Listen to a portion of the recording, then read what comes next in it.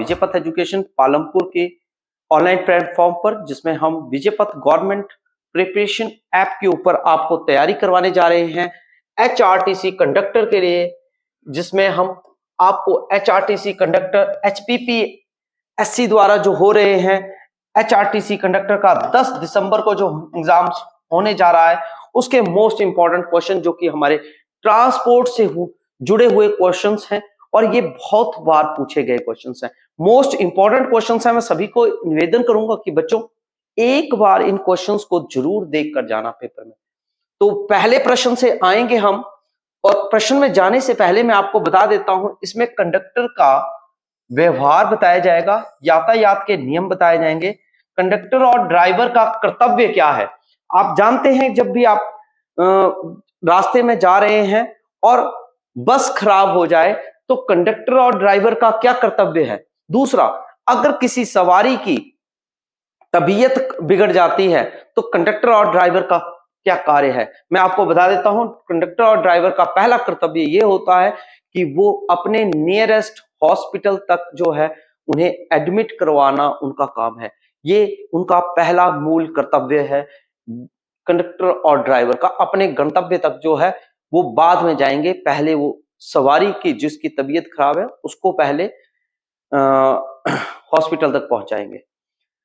वैसे ही आपका first aid, emergency, बस चलाते समय कंट्रोल, इस प्रकार के जो सवाल हैं उनको हम लेकर आए हैं।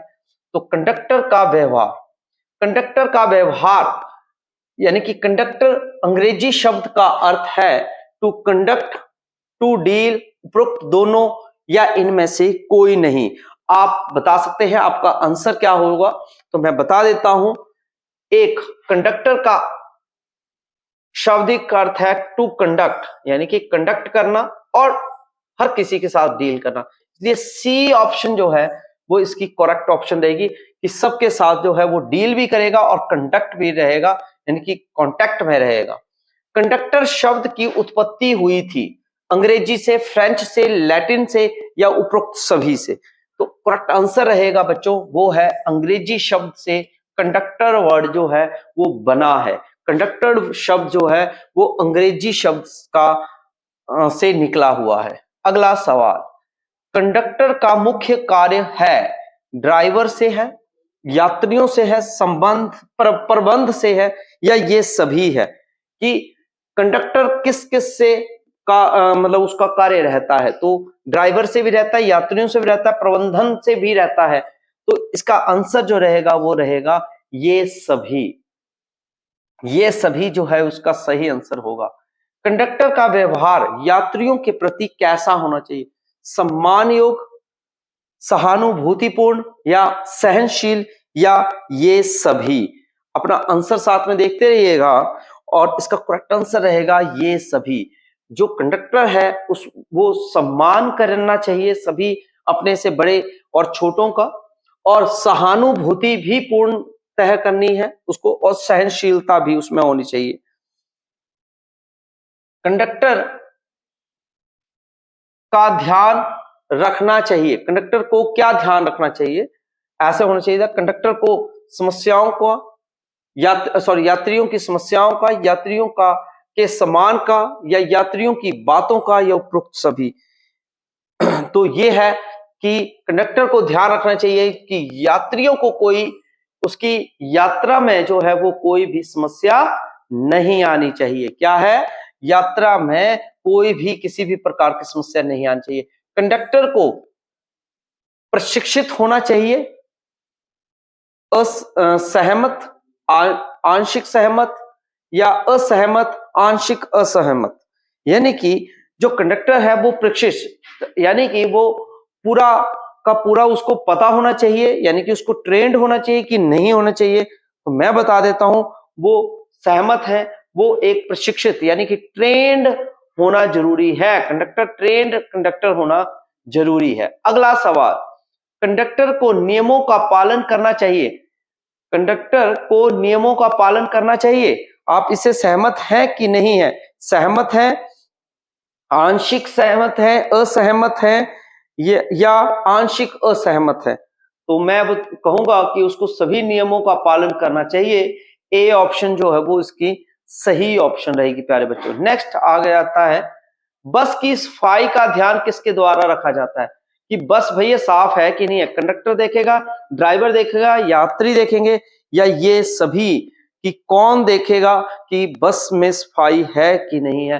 तो ये सारा का सारा कारोबार जो है वो कंडक्टर ही देखेगा कि बस चलाने से पहले कि भैया बस देख लो साफ सफाई है कि नहीं है। तो बस की जो है वो सफाई अच्छे से होना जरूरी है। तो यात्री बैठेंगे नहीं तो बैठेंगे कहां? कंडक्टर का सवारी को गुस्से में बस से उतार देना कहां तक सही है? कि भैया निकल यहां से, तेरे पास पैसा नहीं है, या तू बहुत ज्यादा बकवास कर रहा है, नहीं तू निकल यहां से बस से। ये आप इससे सहमत हैं? पूर्ण सहमत हैं, आंशिक सही है, बिल्कुल गलत है, या बिल्कुल सही है? तो ये मैं बोल देता हूं कि कंडक्टर जो है वो बस से जो है वो किसी भी सवारी या यात्री को जो है वो बाहर नहीं निकाल सकता है। बिल्कुल गलत बात है अगर वो उस बस से जो है वो यात्री को निकाल देता है।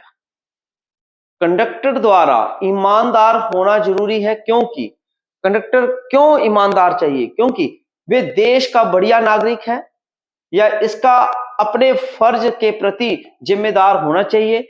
ईमानदारी बढ़िया बात है, या उपरोक्त में से कोई भी नहीं? आपके हिसाब से क्या आंसर होना चाहिए कि कंडक्टर आपको कैसा चाहिए?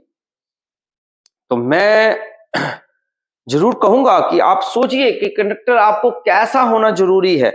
कंडक्टर कैसा होना जरूरी है, सभी सोचिएगा। तो मैं बोल देता हूं इनमें से कोई भी नहीं जो है वो इसका सही आंसर रहेगा।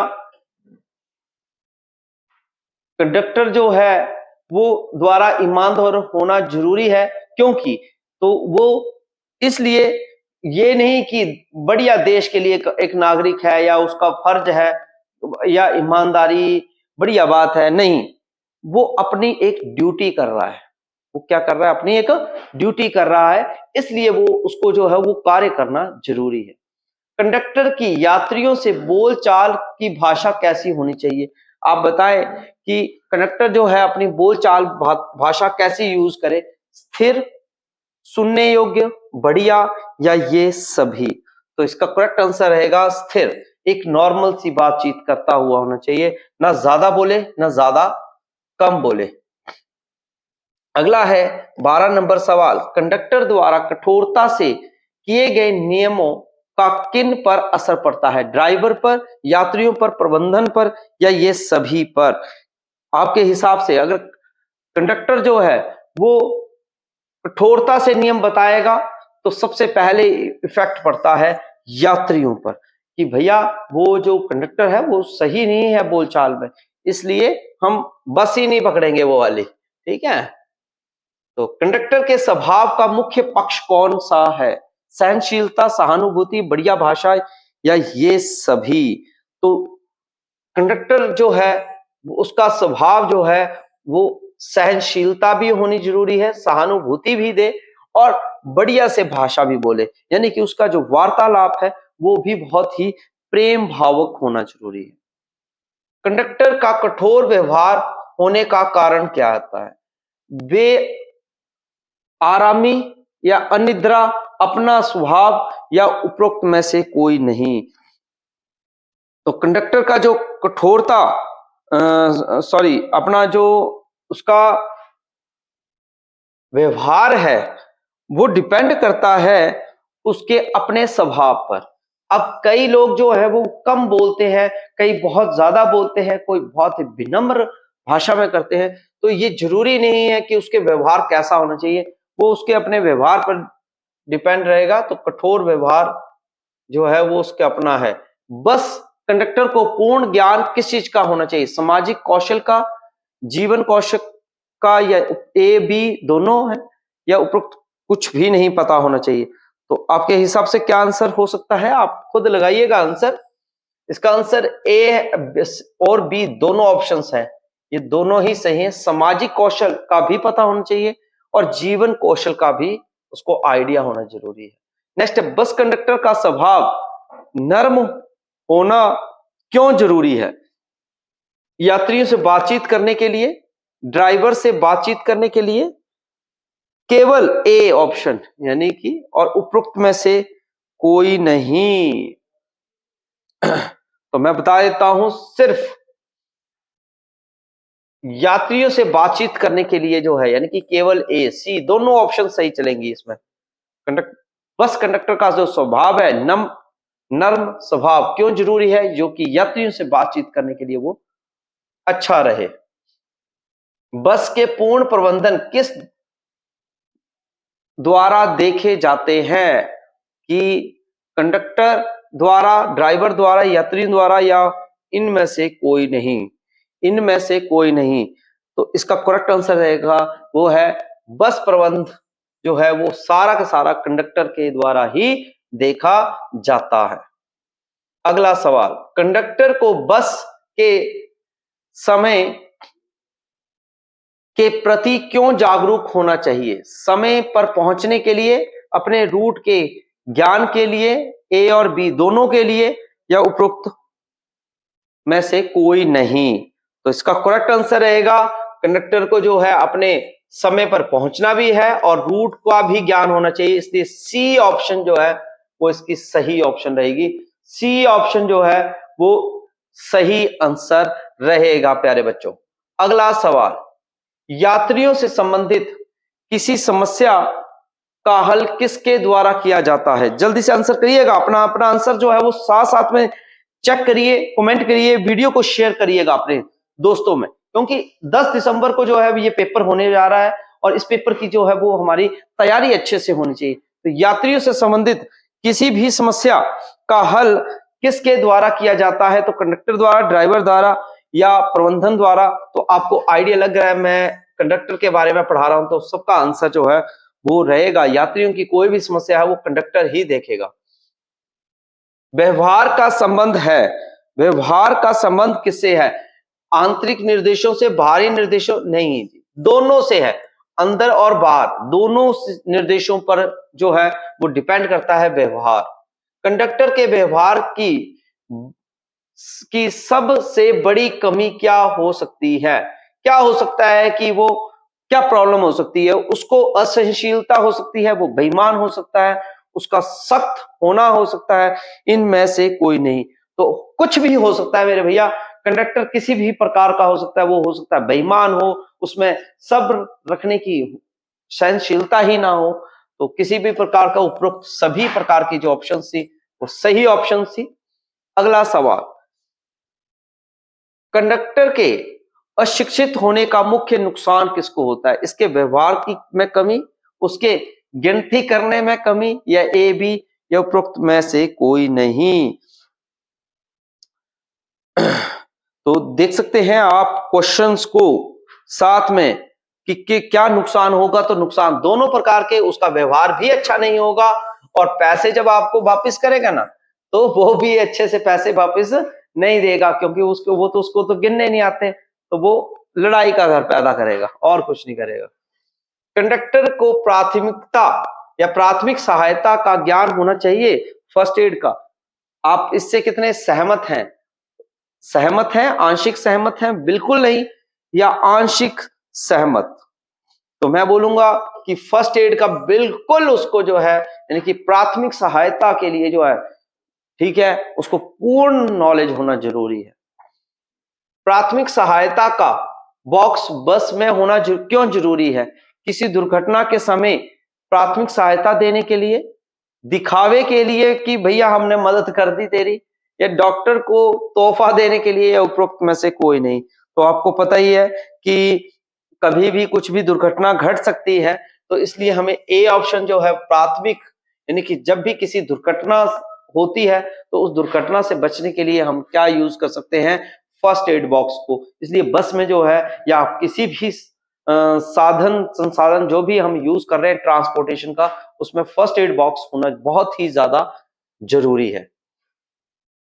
बस कंडक्टर का व्यवहार डैश होता है, आंतरिक निर्देशित होता है, बाहरी निर्देशित, या इन दोनों में से? तो मैं आपको पहले भी दे बैठा हूं, ये क्वेश्चन रिपीट हो गया, आंतरिक और बाहरी निर्देशित दोनों होना चाहिए। बस कंडक्टर का बस चेकर से संबंध डैश होना चाहिए। कैसा होना चाहिए? अगर आपकी बस में आते ही फ्लाइंग आ जाए, तो फ्लाइंग आ गई तो फिर बस कंडक्टर में तो वो तो कंडक्टर क्या करेगा? ईमानदार होना चाहिए, पक्षपात होना चाहिए, या दोनों या इनमें से कोई भी नहीं। अब बताएं आप, आंसर जो है वो साथ साथ में देख सकते हैं। तो वो ईमानदार होना जरूरी है, यानी कि सबकी टिकटें काटे बराबरली, तो कोई इशू नहीं आएगा, चाहे जितने मर्जी चेकर आ जाए। टिकट प्रक्रिया संबंधित है किससे? टिकट प्रक्रिया कंडक्टर से, ड्राइवर से, यात्रियों से, या ए सी दोनों से। तो आपको पता है कि जब भी बस में बैठते हैं तो ड्राइवर का तो कोई काम ही नहीं होता है। काम किससे होता है? वो होता है कंडक्टर का यात्रियों से। कंडक्टर का अगर यात्रियों से काम होता है, किसका?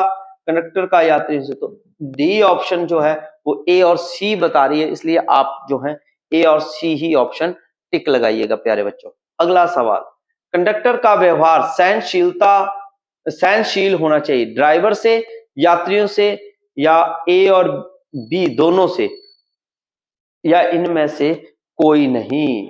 अब अपना आंसर जो है वो साथ साथ में कमेंट कर सकते हैं।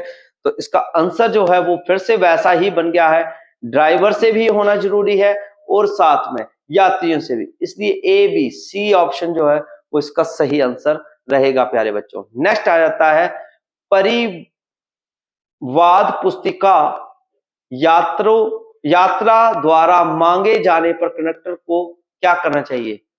परिवाद पुस्तिका नहीं देना चाहिए, सशर्त देना चाहिए, या उच्च अधिकारों की से शिकायत करनी चाहिए? क्या आंसर होगा आपका? तो ये है परिवाद पुस्तिका जो है वो देनी चाहिए, यानी कि कंप्लेंट बॉक्स है, सुजेशन बॉक्स में उसको डालना जरूरी। अगला सवाल, बस में फर्स्ट एड बॉक्स किसके पास होता है? कि फर्स्ट एड जो है वो किससे, आप अगर कोई होता है, कुछ भी होता है, तो वो उसको सबसे पहले यात्री किससे मांगेगा कि फर्स्ट एड बॉक्स मुझे रिक्वायर्ड है? तो वो कंडक्टर से मांगेगा कि भैया मुझे जो फर्स्ट एड बॉक्स की रिक्वायरमेंट है। इसी प्रकार से नेक्स्ट आ जाते हैं हमारे यातायात के नियम, जो कि दो पहिया यातायात के नियम दो पहिया से जुड़े हुए हैं। दो पहिया वाहन पर वस्तुओं यानी कि सामान को लेकर जाना क्या होगा? आपकी इच्छा पर निर्भर करता है, कानून के विरुद्ध नहीं है, कानून के विरुद्ध है, ये उपरोक्त में से कोई नहीं। अब कई लोग होते हैं वो बाइक पे जाते हैं और चार चार लोगों को बिठा रहे हैं, या सामान लद ले रहे हैं, या बहुत ज्यादा भर ले रहे हैं, या कई जो है वो आजकल जो चल रहा है ट्रेंड, वो मैक्सिमम जो है वो घास भी बाइक स्कूटी दो पहिया वाहन पर लेके जा रहे हैं, जो कि एक कानून के विरुद्ध है, जो कि कानून के विरुद्ध है। आप बाइक पे सिर्फ कुछ नहीं ले जा सकते, सिर्फ दो पहिया वाहन में आगे और पीछे हेलमेट पहनकर सिर्फ हम जा सकते हैं, और थोड़ा सा सामान जो कि हमारे कंधों पर आ सकता है वो ही उतना सही सामान उठा सकते हैं, एक्सेस में नहीं उठा सकते। अपने दो पहिया वाहन पर किसी भी सवारी को अपने आगे बैठने या खड़े होने देना डैश आपकी इच्छा पर निर्भर करता है, गैर कानूनी है, कानून के विरुद्ध नहीं है, या उपरोक्त में से कोई नहीं। तो सोचिए इस क्वेश्चन को, तो देखिए कि कोई परिवार का है और उसने किसी अपने बच्चे को ही आगे खड़ा कर लिया है, स्कूटी या बाइक पे चला रहा है, और वो जो है उसको आगे खड़े करके चला रहे हैं, या बाइक के ऊपर आगे टंकी पर भी बिठा देते हैं। ये सारे के सारे क्या है? गैर कानूनी बातें हैं। ये गैर कानूनी होता है, कोई भी किसी को नहीं बिठा सकता। ये इसका सही आंसर रहेगा प्यारे बच्चों।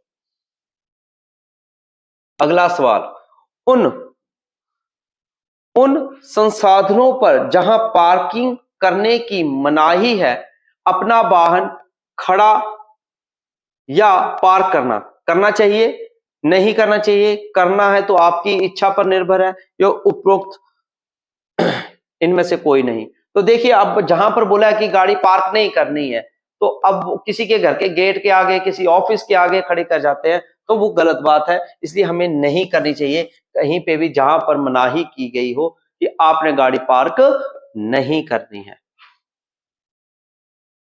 वाहन चालकों को दिए जाने वाले निर्देशों जो कि यातायात को संचालित करने वाले यात्रियों, मार्गों पर लगे चिन्हों या यातायात के सिग्नलों के द्वारा दिए जाते हैं का उल्लंघन हल्के वाहनों के लिए अपराध है, एक अपराध है, एक प्रकार का अपराध नहीं है, या इनमें से कोई नहीं। तो आपको पता है ये एक प्रकार का अपराध है जो कि हमें मानना चाहिए। देख सकते हैं फिर से, वाहनों चालकों द्वारा दिए जाने वाले निर्देशन जो कि यातायात को संचालित करते हैं, यानी कि कहीं पे आपका रेड सिग्नल आ रहा है, कभी येलो आ रहा है या ऑरेंज आ रहा है, तो वो आपको पता होना चाहिए सिग्नलों का। अगर नहीं मानते हैं तो आपको कानूनी कार्रवाई होती है। वाहन को ट्रैफिक सिग्नल में के बहुत करीब, पैदल यात्री क्रॉसिंग के पास या स्कूल अस्पताल के प्रवेश द्वार के नजदीक ट्रैफिक चिन्ह के कदम आगे खड़ा करना आपकी इच्छा पर है, वर्जित नहीं या वर्जित है, ये उपरोक्त में से कोई नहीं। मतलब क्या कहता है क्वेश्चन, कहता है कि वाहन को ट्रैफिक सिग्नल के बहुत करीब, पैदल यात्री जब चल रहे होते हैं, पैदल यात्री हैं तो वो क्रॉस कर रहे हैं, चाहे स्कूल हो सकता है, अस्पताल हो सकता है, के प्रवेश द्वार, यानी कि जहां से वो एंट्री हो रही है, तो उसके पास हमें क्या करना चाहिए, तो उसके आगे हमें कोई भी वाहन नहीं लगाना है, वो वर्जित है। और अगर मैं फिर भी बता देता हूं, अगर रोड भी क्रॉस हो रहा है वहां से, तो आप जेब्रा क्रॉसिंग के पास जरूर ब्रेक भी लगाकर चेक करें, थोड़ी सी ब्रेक और हॉर्न बजाकर फिर आप इसको क्रॉस करें। जब आप अपने वाहन को एक सड़क संगम या प्रतिच्छेद, पैदल पथ, यात्री क्रॉसिंग यानी कि पर रोकें, तो वहां पर लगी विश्राम रेखा, स्पॉट लाइन पार न करें, अवश्य पार करें। आपकी इच्छा है कि ये पार करें या ना करें, या इनमें से कोई नहीं। मतलब मतलब ये कहता है ये सवाल कि जब आप अपने वाहन को एक सड़क संगम, प्रतिच्छेद यानी कि जहां पर क्रॉसिंग आ रही है, तो वहां पर आप क्या करें, तो वहां पर मैंने जैसे आपको बताया है, पार नहीं करना है। जहां पे भी क्रॉसिंग आती है पार करना नहीं है, जहां पे भी आपको प्रतिच्छेद यानी कि क्रॉस करके आपको दिया है कि आगे मत जाए। जब सड़क की मरम्मत का कार्य जारी हो तो वाहन की गति डैश रखें, यानी कि तेज रखनी है, धीमी, मध्यम, या इनमें से कोई नहीं। अब आपको पता ही है, अगर सड़क के ऊपर कार्य हो रहा है तो आपकी गाड़ी को भी नुकसान है और आप भी कहीं ना कहीं पे रिस्क पे हैं। इसलिए आपको जो गाड़ी की जो स्पीड है वो धीमी रखनी है, ज्यादा फास्ट नहीं रखेंगे। निम्नलिखित में से कौन सा कथन सही है? दूसरे वाहनों से आगे निकलते समय सड़क को विभाजित करने वाली पीली रेखा को न काटे और न ही पार करे, दूसरी दिशा में न जाए। सही कहा है, गलत में कहा है? बताएं, या इनमें से दोनों ऑप्शन सही हैं? दूसरे वाहनों के आगे निकलने समय, जैसे कि दूसरे जो गाड़ियां हैं वो निकल रही हैं, तो सड़क को विभाजित करने वाली एक पीली रेखा बनाई होती है कि यहां से जो है डायवर्जन आ रहा है, तो आप क्या करेंगे? तो पार, तो बोला है कि पीली रेखा को न तो हम काटेंगे न ही उसको पार करेंगे, पार न ही पार करके उसकी दूसरी दिशा में जाएंगे। तो इससे इसका सही आंसर रहेगा वो है सही है, यानी कि बिल्कुल सही लिखा हुआ है कि हम उसको दूसरी दिशा में जो है न मतलब नहीं जाएंगे। अगला सवाल है, कतरफा गली में एक तरफा गली में वाहन की को गलत दिशा में रिवर्स करना, यानी कि एक ही साइड में अगर हमारी गली जा रही है तो वाहन गलत दिशा में रिवर्स करना वर्जित है, वर्जित नहीं है, ए बी दोनों है, या इनमें से कोई नहीं? तो इसका आंसर रहेगा वर्जित होता है। अगर आपकी एक ही साइड को अगर गली जा रही है और वहां से आप जो है रिवर्स मारने लगते हैं, तो वो एक वर्जित होता है कि आप बैक नहीं आ सकते। यदि आप एक मुख्य सड़क पर प्रवेश पा रहे हैं, यानी कि मेन रोड पर आ रहे हैं, जैसे हम ऐसे आते हैं और एक आगे मेन रोड है, इसके ऊपर आ रहे हैं, ठीक है, तो यहां यातायात को संचालित नहीं किया जा रहा है, मतलब कोई भी वहां पर नहीं, तो डैश और गुजरने वाले वाहनों को आगे निकलने हेतु रास्ता दें। कहां से देंगे आप? बाएं से, दाएं से, या दोनों साइड से, या कोई नहीं? सभी आंसर करेंगे, सोचिए। तो आंसर है दाएं से। दाएं से जो है हम उसको रास्ता देंगे। नेक्स्ट है, पर्वतों और तीखी ढलानों वाली सड़कों पर यदि सड़क काफी चौड़ी नहीं है, ठीक है, तो अपने वाहन को सड़क के किनारे पर खड़ा करें और डैश जाने वाले वाहन को पहले जाने दें, नीचे, ऊपर या कहां। अब देखो, सड़क चौड़ी तो है नहीं, तो फिर वाहन आ रहा है, ठीक है, तो वाहन आ रहा है, तो अब देखने वाली बात है कि वो लोडेड है कि नहीं है।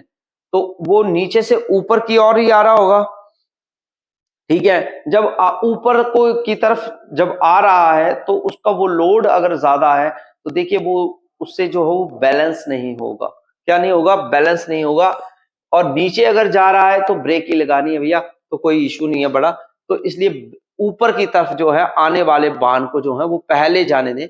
कभी भी हो, आप चढ़ाई आती है तो उतराई वाला जो व्यक्ति होता है वो गाड़ी खड़ी करता है, चढ़ाई पर जो चढ़ने वाला व्यक्ति है वो गाड़ी को जो है वो चलाता रहता है, उसको पहले स्पेस देना होता है। यदि कोई पैदल पद यात्री स्कूल क्रॉसिंग पर चलता है तो आपके लिए डैश रुकना आवश्यक है कि नहीं है, अति आवश्यक है, आपकी इच्छा पर डिपेंड करता है रुकें कि नहीं रुकें, या इनमें से कोई नहीं। तो आपको पता है कि जब भी रास्ता जा रहे हैं या स्कूल क्रॉसिंग है तो वो बहुत ही अति आवश्यक जगह है जहां पे हमें ब्रेक लगाकर चेक करना है कि अब हमें बच्चे तो नहीं आ जाएंगे अचानक। नेक्स्ट सवाल, क्या निम्नलिखित में से कथन सही है? साइकिल चालकों और मोटरसाइकिल चालकों के वही अधिकार हैं या कर्तव्य हैं जो कि बड़ी या वाहनों के हैं? हाँ, नहीं, ये कथन हमारी समझ से बाहर है, या उपरोक्त में से कोई नहीं। तो आपको पता है कि सबके लिए एक ही नियम है, इसलिए सबके लिए अलग अलग नहीं होंगे। साइकिल सवारों के से आगे निकलते समय कम से कम डैश मीटर का जो अंतर है वो रखना आवश्यक है। 1, 2, 3, 4 कितने मीटर की जो है वो डिफरेंस रखेंगे? वो आप रखेंगे 1 मीटर का। 1 मीटर का जो डिफरेंस है वो लगभग रखते हुए आपको जो है उस वहां से निकलना है, नहीं तो हवा से उड़ जाने वो तो। यदि एक वाहन पैदल पथ क्रॉसिंग, चौराहे या रेलवे क्रॉसिंग पर रुक गया है तो उसे ओवरटेक अवश्य करें या बिल्कुल ना करें, आपकी इच्छा पर निर्भर करता है, या इनमें से कोई नहीं। तो इसका करेक्ट आंसर है बिल्कुल ना करें। देखिए, अगर चौराहे पर या रेलवे क्रॉसिंग पर रुके हुए हैं तो आगे से ट्रेन कभी भी आ सकती है, इसलिए आप कभी भी ओवरटेक नहीं करेंगे। अगर हम पैदल क्रॉसिंग या चौराहा है तो वहां पर हमें ब्रेक लगानी पड़ेगी, कभी भी क्रॉस नहीं कर सकते। यात्री वाहन चलाते समय वाहन चलाते समय आपको अपनी हेडलाइट को डैश बीम पर रखना चाहिए जब आपके सामने वाला वाहन आपके वाहन से 200 मीटर की दूरी है, या आने वाले वाहन को हेडलाइट डिप पर है, यानी कि नीचे डिप की हुई है, तो आप क्या करेंगे? हाई करेंगे, लो करेंगे, या दोनों करेंगे? तो मैं बोलूंगा अगर वो सामने वाले ने लाइट डिप की हुई है तो आप भी वहां से डिप ही करेंगे कि दोनों की जो लाइटें हैं वो दोनों को अच्छे से रास्ता दिख जाए। रात्रि के वाहनों की संख्या कम होती है परंतु वाहनों की गति तीव्र होती है और अन्य मोटर वाहनों के चालक शराब के नशे में चूर होते हैं। ऐसी स्थिति में हमें अपना वाहन किस गति में चलाना चाहिए? तेज, धीमी, इनमें से कोई भी नहीं, मतलब किसी भी गति से, या इनमें से कोई नहीं। अब रात के समय में हमें वाहन कैसे चलाना चाहिए? आपके हिसाब से क्या होना चाहिए? तो मेरे हिसाब से जो है वो आंसर होगा धीमी गति से रात के समय में जो है हमें वाहन चलाने चाहिए, क्योंकि हमें नहीं पता है कि रास्ते के अंधेरे में कोई शायद हो सकता है कि जानवर ही रास्ते में बैठा हो, या कोई जो व्यक्ति है सामने वाला वो किस हालात में जा रहा है। रात्रि के समय किस आपके सामने से आने वाले यातायात के कारण आपकी आंखें प्रकाश से चूंधिया गई हैं, तो आप क्या करेंगे? वाहन की गति धीमी रखेंगे, अपने वाहन तब तक स्थिर रखेंगे जब तक हमारी आंखें सामान्य रूप से देखने के सक्षम ना हो, या ए बी दोनों, या वाहन की गति तेज कर सामने वाले यातायात को क्रॉस कर जाएंगे। क्या आंसर हो सकता है इसका? तो इसका आंसर होगा कि एक, वाहन को स्थिर रखेंगे और हमारी आंखें सामान्य रूप से ना हो तो हम उसको सक्षम ना हो तब तक हम देखेंगे नहीं, और थोड़ा सा हम धीमी गति से ही चलते रहेंगे। अगला सवाल, मुंबई के पश्चात भारत की सर्वाधिक जनसंख्या वाला महानगर कौन सा है? कोलकाता, चेन्नई, दिल्ली और हैदराबाद। तो करेक्ट आंसर क्या रहेगा? वो है सबसे ज्यादा मुंबई के बाद दिल्ली 2 नंबर पर आता है, जहां पर बहुत ही ज्यादा जो है क्या है, ट्रैफिक है। अगला सवाल, निम्नलिखित में से किस स्थिति में गाड़ी को 20 किलोमीटर प्रति घंटा से अधिक नहीं चलाना चाहिए? फौजी या पुलिस दस्ते से आगे निकलते समय, सड़क मरम्मत कर रहे मजदूरों से आगे निकलते समय, किसी जुलूस से आगे निकलते समय, या उपरोक्त सभी। तो आपको पता ही है, अगर एम्बुलेंस या पुलिस की गाड़ी से अगर आपकी गाड़ी टच भी हो जाती है तो आपको क्लेम नहीं मिलता है, याद रखिएगा। दूसरा, सड़क मरम्मत हो रही है तो मजदूरों से आगे कहां निकलेंगे? वहां पे रोड भी खराब होगा। जुलूस निकल रहा है तो भीड़ भड़ाका है, तो इसलिए नहीं निकलेंगे। तो इसलिए 20 की स्पीड जो है वो हम कम से कम रखेंगे जी। किसी भी सड़क पर जिस पर एक टूटी हुई रेखा या 2 केंद्रीय रेखाएं लगाई हो तो यू टर्न लेना वर्जित है कि नहीं है? बताइएगा आपका कि यू टर्न ले सकते हैं कि नहीं ले सकते हैं? नहीं, हाँ, नहीं, दोनों ले सकते हैं। क्या कर सकते हैं? तो इसका करेक्ट आंसर रहेगा हाँ, हम जो है वो वर्जित होगा यू टर्न लेना, वहां से हम यू टर्न नहीं ले सकते हैं। स्टॉप लाइन के पहले ही वाहन रोक लेना चाहिए, हाँ या नहीं, या हाँ नहीं, या इनमें से कोई नहीं। तो आंसर है हाँ, स्टॉप लाइन के पहले ही वाहन रोक लेना चाहिए। कि उन्होंने स्टॉप लिखा होगा यूं करके, ऐसे बनाया होता है स्टॉप, तो हमें पहले ही ब्रेक लगानी पड़ेगी स्टॉप का जो सिग्नल है। यदि आपके वाहन यातायात की लाइन के प्रथम स्थान पर है तो हरी लाइट होते ही तेज गति से आगे नहीं बढ़ना चाहिए। इसकी बजाय रुक कर इस तथ्य को जांच लेना चाहिए कि अन्य दिशाओं से आने वाले वाहनों ने सड़क खाली कर दी है अथवा नहीं, हाँ या नहीं, या इनमें से कोई नहीं। तो करेक्ट आंसर रहेगा हाँ। यदि आपके वाहन यातायात की लाइनों से में प्रथम स्थान पर है, यानी कि हमारे लाइनों में सबसे आगे हैं, तो हरी झंडी होते ही तेज गति से भागना नहीं चाहिए। ये बहुत ही गलत बात है। इसके बजाय रुककर इस तथ्य को जांच लेना चाहिए कि अन्य दिशाओं से आने वाले, यानी कि दूसरी डायरेक्शन से आने वाले ने जो सड़क है वो खाली कर दी है कि नहीं कर दी है। कोई हो सकता है कि अभी वो क्रॉस ही कर रहा हो, तो ये नहीं है कि आपने दौड़ पड़ना है।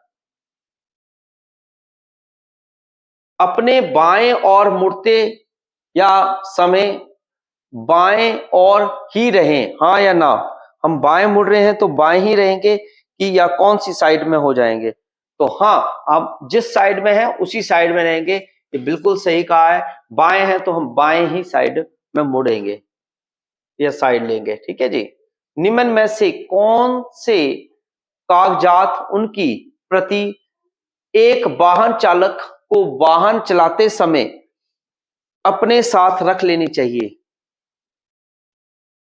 Valid driving licence, vehicle registration certificate, valid vehicle insurance certificate या इनमें से सभी, उपरोक्त सभी। तो देखिए हमें सब रखने पड़ेंगे, इंश्योरेंस भी रखना पड़ेगा, रजिस्ट्रेशन भी रखना पड़ेगा कि गाड़ी कहाँ रजिस्टर हुई है, किस आरएलए में हुई है, और उसका इंश्योरेंस है कि नहीं है, और जो चलाने वाला चालक है वो उसके पास लाइसेंस है कि नहीं है, नहीं तो वो माइनर ही तो नहीं है।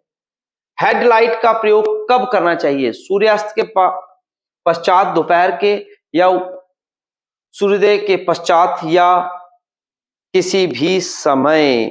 आपके हिसाब से आप कब यूज करेंगे हेडलाइट को? हम सूर्यास्त के पश्चात, यानी कि जब सूरज डूब जाएगा रात के समय में, शाम को, तभी आप यूज करें। निम्न में से किन परिस्थितियों में वाहन चलाने में अधिक शक्ति की जरूरत पड़ती है? अधिक भार होने पर, स्थिर दिशा में से गाड़ी को गतिमान करते समय, गाड़ी की दिशा विपरीत होने पर, या उपरोक्त सभी। जल्दी से अपना आंसर जो है वो जरूर देखते रहिएगा आप, अपना अपना आंसर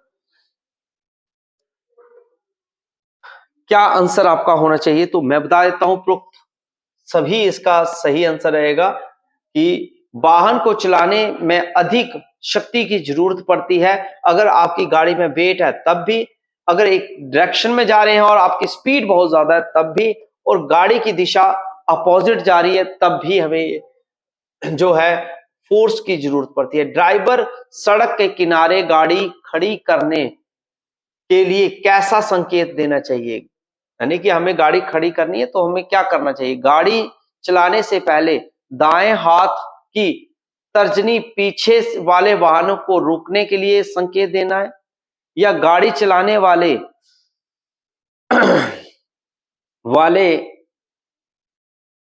चलाने से पहले अपने दाएं हाथ को बाहर निकालकर, जैसे लोग बाहर हाथ निकालते हैं और सीधा करते हुए हथेली जमीन की ओर रखते हुए हाथ को 2-3 बार ऊपर नीचे हिलाते हैं, ऐसे ऐसे ठीक है। गाड़ी चलाने के बाद अपना दायां हाथ सीधी बाहर निकाल देना चाहिए, उपरोक्त सभी। तो आपको पता ही है कि हमें क्या करना चाहिए, वो ये है कि बी ऑप्शन, गाड़ी चलाने से पहले अपने दाएं हाथ को बाहर निकालकर सीधा करते हुए हथेली जमीन की ओर करते हुए 2-3 बार हिलाना चाहिए।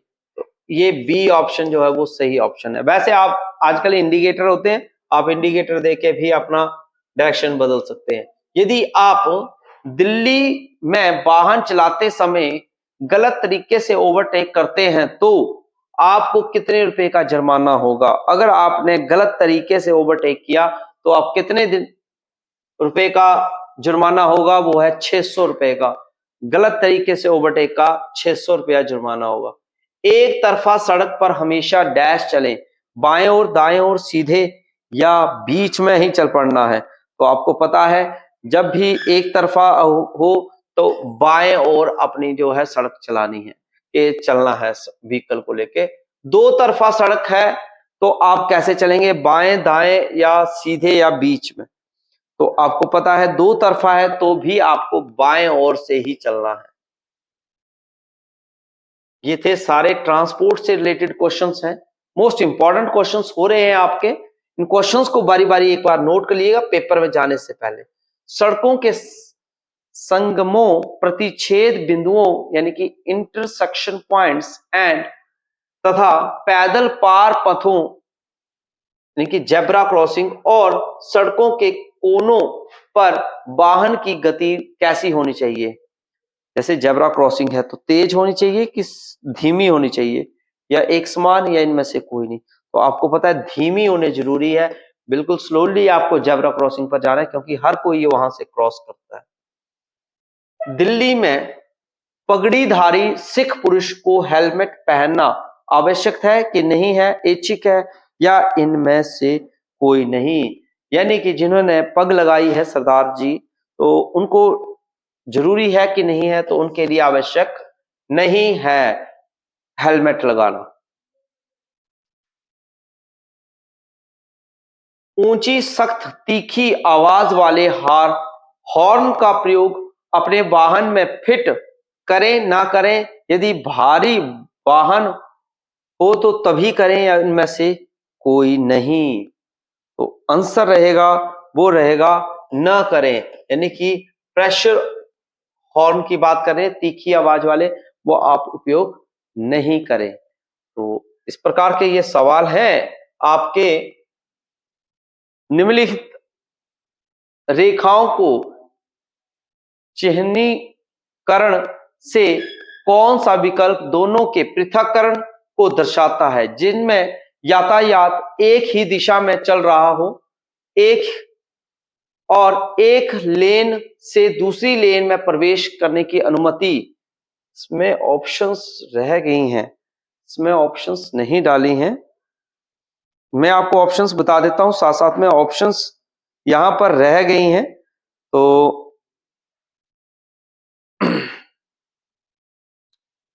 ऑप्शंस थी, एक ये ऑप्शन बननी थी आपकी, दूसरी ऑप्शन बननी थी यूं, तीसरी बननी थी यूं, और इसमें आपका बन रहा था यूं करके डॉट आने थे। डॉट्स का बहुत ज्यादा इफेक्ट पड़ता है बच्चों।